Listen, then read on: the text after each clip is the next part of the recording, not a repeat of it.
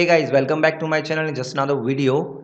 This is part 3. If you have not checked out the last two videos, you can do so. I have given the link in the description of this video. So let us start with the first question of a multimode step index fiber has a normalized frequency of 72. Estimate the number of guided modes. Okay, we are given with normalized frequency and we have to estimate the number of guided modes. Our options are 2846, 2592, 2432 or 2136. But the correct option is option B. We can calculate the number of guided modes with the help of formula m equals to v square by 2, where m denotes number of modes and v denotes normalized frequency. So in this case m equals to v square, that is 72 multiplied by 72 divided by 2. We get an answer exactly equal to 2136. Now moving to our next question. This is a graded index fiber has a core with parabolic refractive index profile of diameter 30 micrometer. Numerical aperture is given 0.2 and lambda is given as 1 micrometer. Estimate the normalized frequency. Our options are 19.32, 18.84 or 16.28 or option D 17.12. Well, the correct option is option B.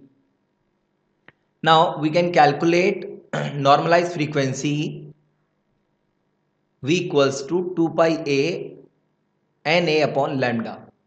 This is the formula which can be used to calculate this normalized frequency, where A denotes core radius and lambda denotes wavelength in vacuum.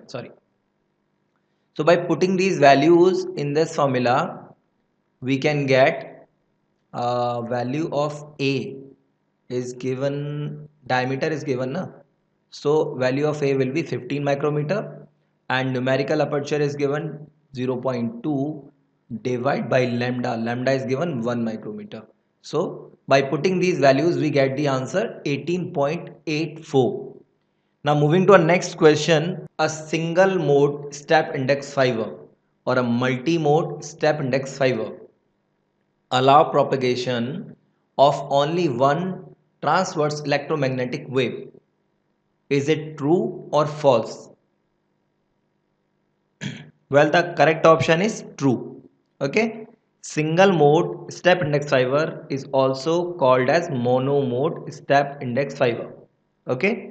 As the name suggests, single mode step index fiber, only one mode is transmitted and hence it has a distinct advantage of low intermode dispersion. Now moving to our next question, one of the given statement is true for intermodal dispersion. Choose the right one. Now our first option is low in single mode and considerable in multi-mode fiber. Yeah, option B, low in both single mode and multi-mode fiber. Yeah, option C, high in both single mode and multi-mode fiber. Yeah, option D, high in single mode and low in multi-mode. Well, the correct option is option A, that is low in single mode and considerable in multi-mode fiber. Now we have to note some additional information about this question. Single mode propagates only in one wave or only one mode is transmitted. Therefore, intermodal dispersion is low in single mode.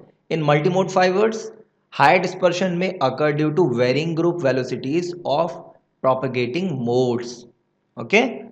Now moving to our next question. This is for lower bandwidth applications. One of these is true option. So let me read out to you. A single mode fiber is advantageous.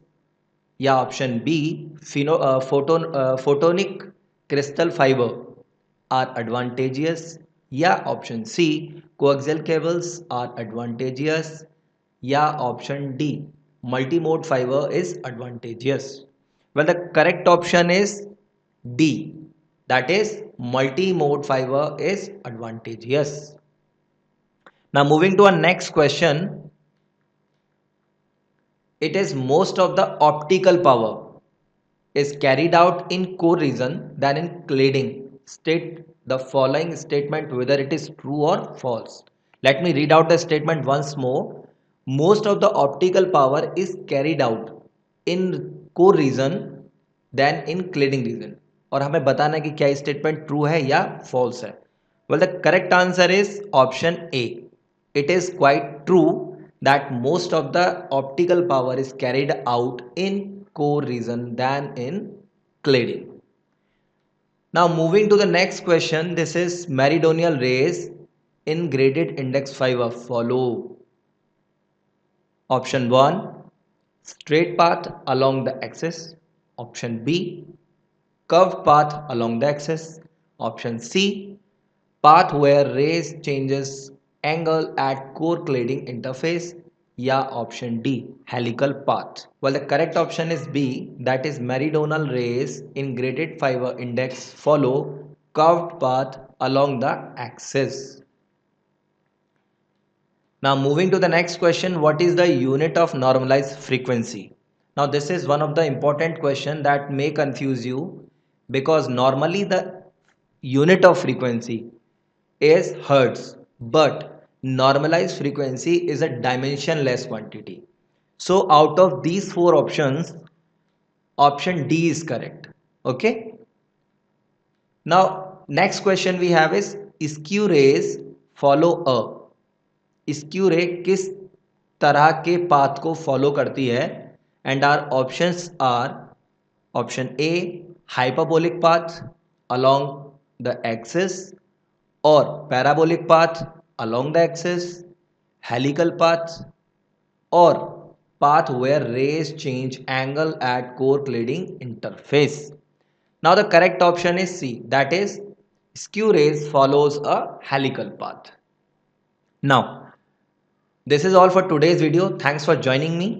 दोस्तों अगर अभी तक आपने इस channel को subscribe नहीं किया है तो इस चैनल को सब्सक्राइब कर लीजिए, क्योंकि इस चैनल पर मैं आपके लिए इसी तरह की अच्छी वीडियोस लेकर आता रहूँगा. और साथ ही अगर आपको इस वीडियो के बारे में आपकी कोई ओपिनियन या कोई राय है तो आप मुझे कमेंट करके बता सकते हैं. वीडियो अगर आपको पसंद आई है तो वीडियो आप लाइक कर सकते हैं, शेयर कर सकते हैं.